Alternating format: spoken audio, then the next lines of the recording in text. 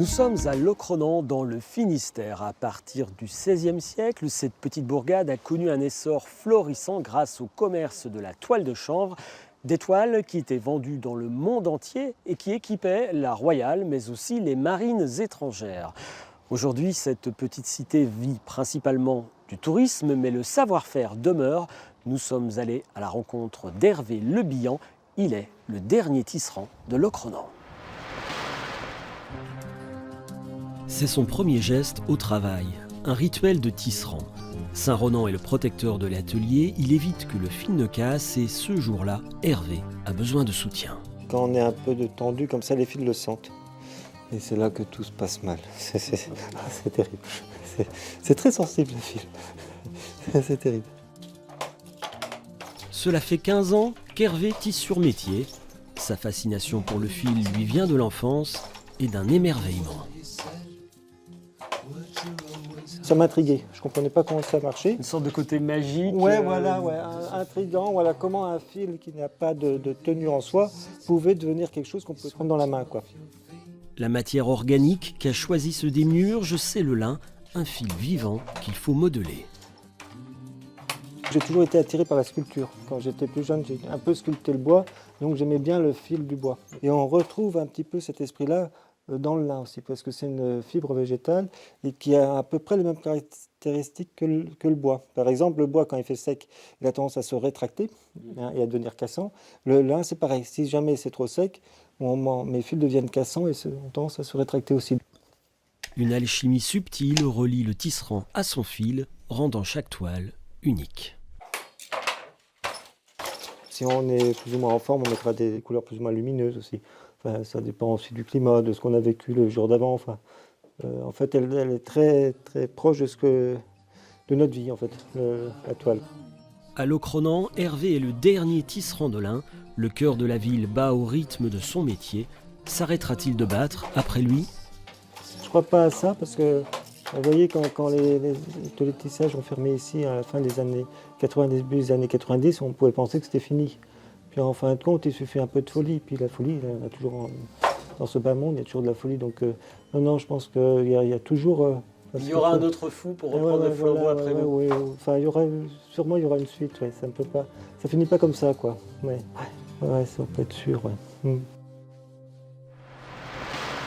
Au XVIIIe siècle, il y avait 150 tisserands à Locronan. La qualité de leur toile était reconnue dans le monde entier. En 1965, l'une de nos équipes consacrait un sujet à ce prestigieux passé. Dans cette compétition de la toile bretonne, Locronan vient en tête.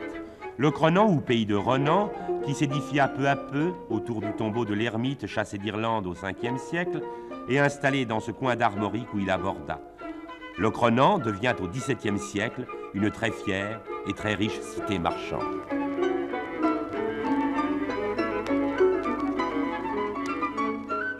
Ce n'est plus pour les voiles qu'on y travaille, mais on tisse à Locronan de riches linges de table ou des toiles qui serviront à confectionner robes et tabliers appréciés des visiteurs du monde entier.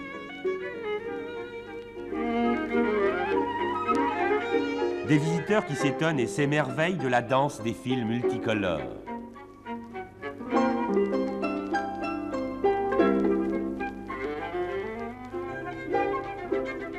Des visiteurs à qui la toile de Locronan rappellera sur leur table, au jour de fête, le renom des tisserands du pays breton.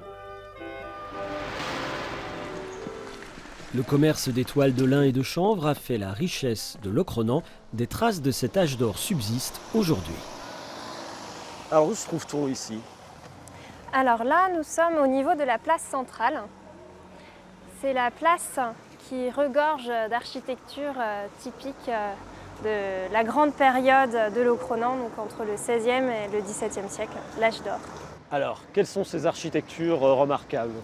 Alors déjà, on va avoir ici, dans cette demeure, l'officier du roi, qui était chargé d'apposer le sceau vérifié à Locronan sur les toiles à voile. Alors cette maison, en quoi voit-on qu'elle se distingue des autres? Alors elle est très riche au niveau de l'ornementation. On va avoir notamment Donc au niveau des fenêtres, ce qu'on appelle une ouverture chanfreinée. Et au-dessus, au niveau de la lucarne, là ce sont des pots à feu. Alors le commerce de la toile est international, on Oui. l'a dit, et ça on peut aussi le distinguer avec ce bâtiment. Complètement. Là, on va avoir ce qu'on appelle l'hôtel de la Compagnie des Indes. La Compagnie des Indes, on l'associe vraiment aux épices, on ne l'associerait pas forcément aux étoffes et surtout à l'Ocronan finalement. C'est assez singulier de voir un bureau ici. Complètement. Là, ça montre véritablement la richesse de l'Ocronan à cette époque. On sent qu'on est véritablement dans l'âge d'or. Donc là nous sommes dans l'ancien quartier des Tisserands. Tout à fait. C'était ici qu'on avait une bonne partie des tisserands. Il y en avait c'était combien à peu près? jusqu'aux années 1750, on va avoir encore 150 tisserands à peu près. D'accord. Et juste 50 ans après, en 1813, il n'y en a plus que 10. On va avoir à cette période-là l'utilisation du progrès technique. Le progrès technique, c'est la mécanisation? Oui, en fait c'est la mécanisation avec l'arrivée sur les bateaux de la machine à vapeur. Et du coup, on aura forcément beaucoup moins besoin De toile voile. de chanvre. Tout à fait, C'est la fin de la marine à voile et C'est ça. la fin du tissage à l'Ocronan. exactement. C'est la fin de cet itinéraire Bretagne consacré au tissage du lin et du chanvre à l'Ocronan. Si vous souhaitez le revoir, rendez-vous sur notre site internet bretagne.france3.fr.